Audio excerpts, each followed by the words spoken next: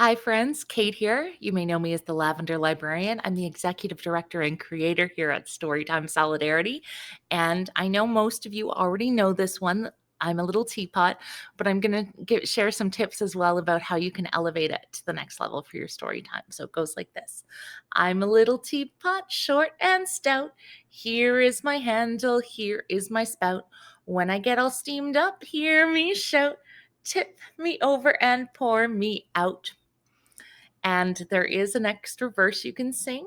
I've heard sometimes, and it's I'm a very special pot, it's true. Here, let me show you what I can do. I can change my handle and my spout.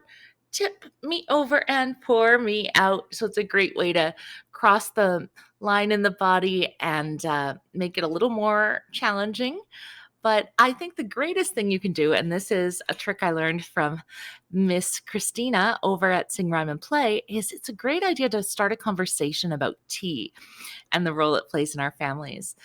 Tea is such a common drink across so many cultures, and every family is going to engage with it a little bit differently. Some kids might have tried mint tea or chai.